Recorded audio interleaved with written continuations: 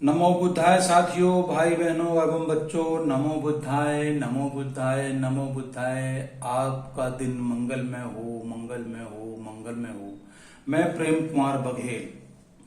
जैसा कि आप जानते हैं, मैं प्रतिदिन एक वीडियो भगवान बुद्ध की कथा से संबंधित अपलोड कर रहा हूं।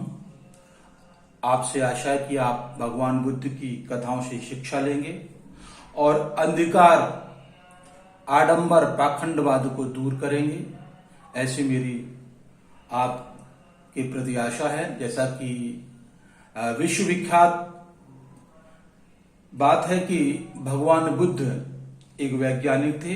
बहुत बड़ा इनका रिसर्च था, सोर्स था।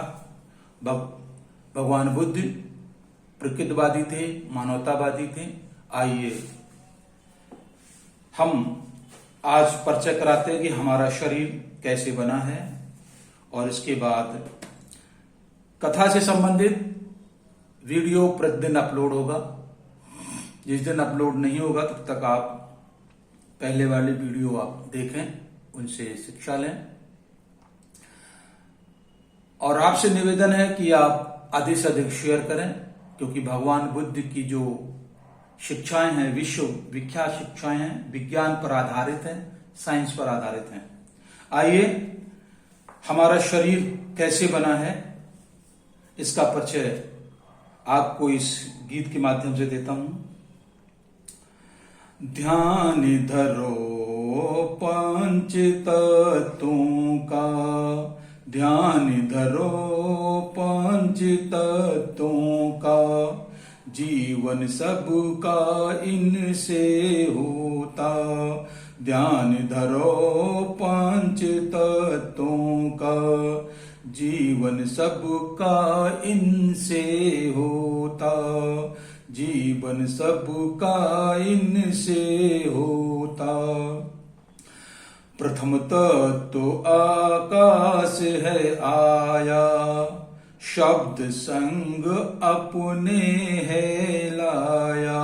शब्द का अर्थ होता है साउंड, यानी कि प्रथम जो तत्व अस्तित्व में आया था उसको आकाश यानी गैप यानी खाली जगह कहते हैं। और जिसको साउंड, वह अपने साथ साउंड लेके आया था। यानी कि जब पृथ्वी पर यानी कि संसार की रचना हुई थी तो सबसे पहले आकाश आया है और अपने साथ शब्द यानी कि साउंड, आवाज को लेके आया था। प्रथम तो आकाश है आया, शब्द संग अपने है लाया। रिक्त गुण इसमें समाया, रिक्त गुण इसमें समाया। बिना आकाश नहीं ठिकाना, बिना आकाश नहीं ठिकाना। ध्यान धरो पंच तत्वों का, जीवन सबका इनसे होता। बड़े बड़े विद्वानों ने, वैज्ञानिकों ने रिसर्च करके ये पता किया कि जो हमारा शरीर है वो इन 5 तत्वों से बना है। प्रथम तत्व जो है आकाश यानी कि गैप यानी कि खाली जगह। अब हमारे शरीर के अंदर अगर रिक्त स्थान नहीं होगा तो हमारे अंदर भोजन कैसे जाएगा, रक्त का जो प्रवाह होगा वो कैसे होगा, यानी कि ब्लड सर्कुलेशन कैसे होगा, है ना।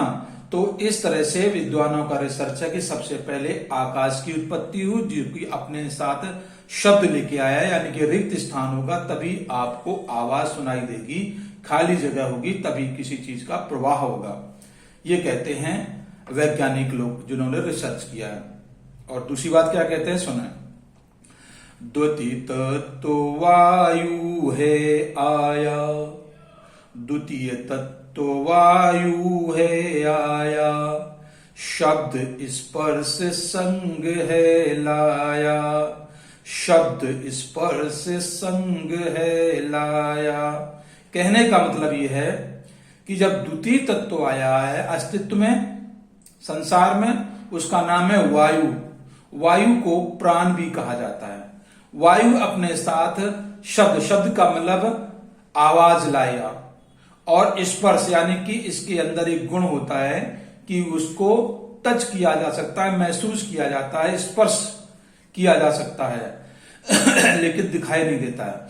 तो वायु के अंदर दो तरह के गुण हैं। पहला गुण क्या है? शब्द यानी कि आवाज करता है, जब चलता है या आवाज करने की क्षमता होती है।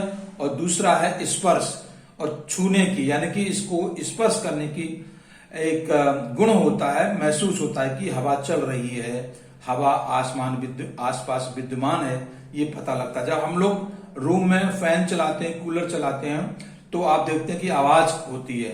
तो ये गुण होता है ये वायु का। क्या कहा आगे कि प्राण सभी के है कहलाया। वायु को प्राण भी कहा जाता है। प्राण, इसके बगैर हमारा जीवन रह नहीं सकता है। हम 10 मिनट 5 मिनट वायु के बगैर नहीं रह सकते हैं। प्राण सभी के है कहलाया, बिना वायु के नहीं गुजारा, बिना वायु के नहीं गुजारा।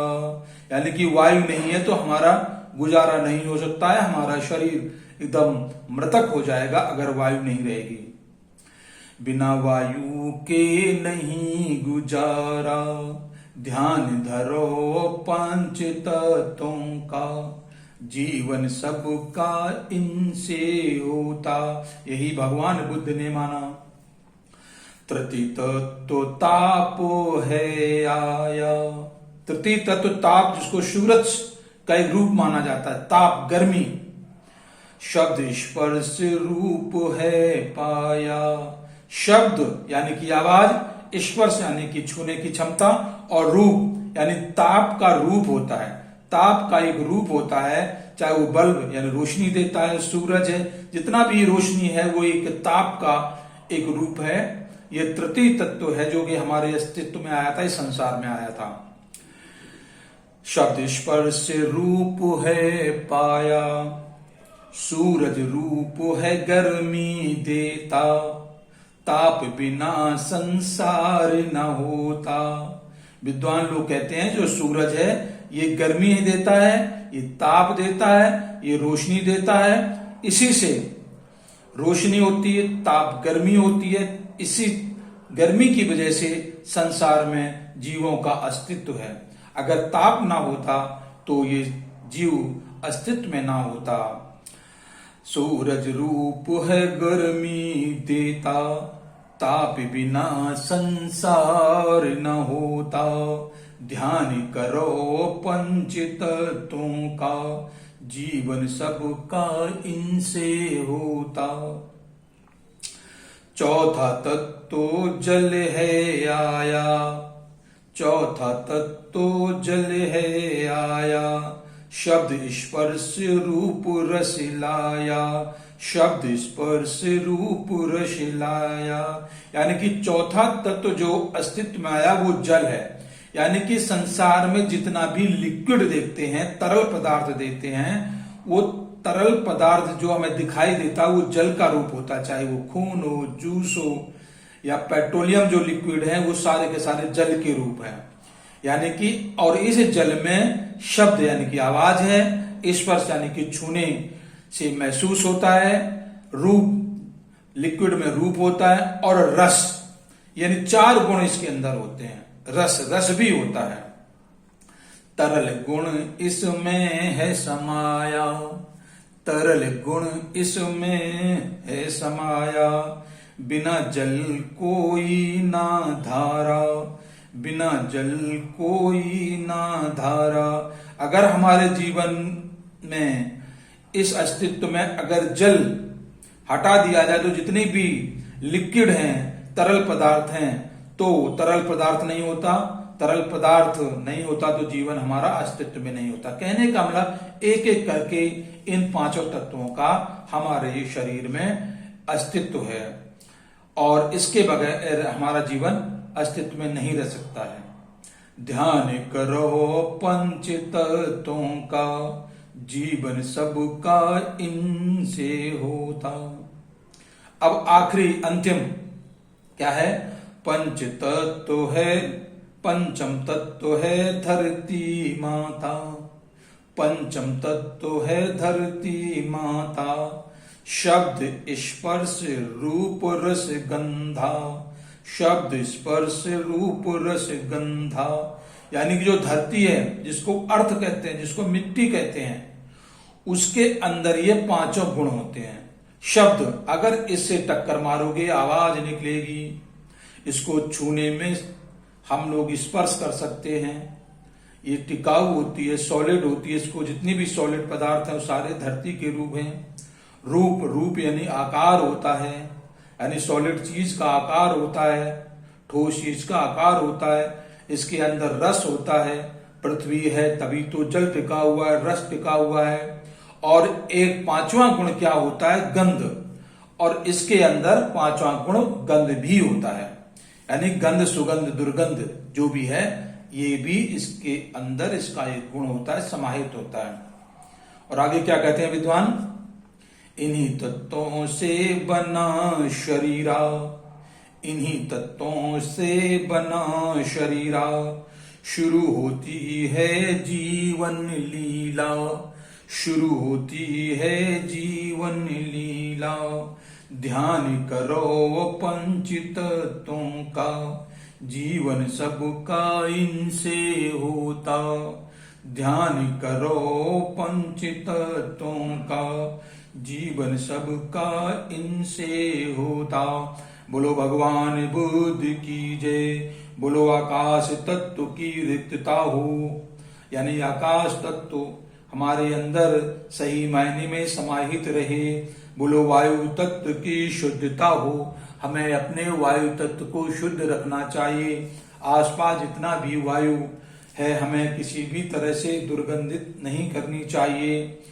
अग्नि तत्व का वाशो, हमारे आसपास, हमारे शरीर में, हमारे घर, मकान इत्यादि जगह पर अग्नि अर्थात ताप होना चाहिए उचित मात्रा में।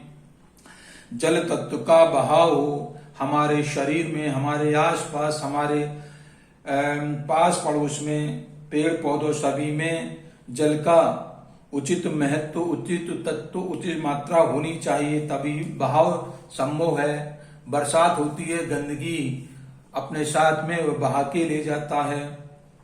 धरती का आधार हो, हमारा स्वच्छ धरती का आधार होना चाहिए, हमें इसका ध्यान रखना चाहिए। आसपास धरती को हमें पॉल्यूटेड नहीं, यानी प्रदूषित नहीं करना चाहिए। तो संक्षेप में कहा जा सकता है कि हमारे लिए ये पांच तत्व ही भगवान का रूप हैं। ये पांचों तत्वों के एक ही कमी से हमारा जीवन अस्तित्व में नहीं रहता है, हमारे जीवन को खतरा हो जाता है। पांच तत्वों में किसी एक तत्व की भी कमी हो जाए तो हमारा जीवन नहीं रहेगा। तो हमें अब इन पांच तत्वों का बहुत सम्मान करना चाहिए, सुरक्षा रक्षा करनी चाहिए। भगवान बुद्ध कहते हैं कि ये पांचों तत्वों के मिश्रण से, इनके कंपोजिशन से, इनके समान उचित मात्रा में इनके मिश्रण से ही जीव की उत्पत्ति होती है, वही भगवान होता है। बाकी तो सब डराने की लोग बात करते हैं, यही हमारे लिए भगवान है। बोलो भगवान बुद्ध की जय, बोलो पांचों तत्वों की जय। जय जय चीवरधारी की जय, सभी श्रोता जनों की जय, सभी श्रोता जनों की जय, सभी कल्याणकारी बंधुओं की जय।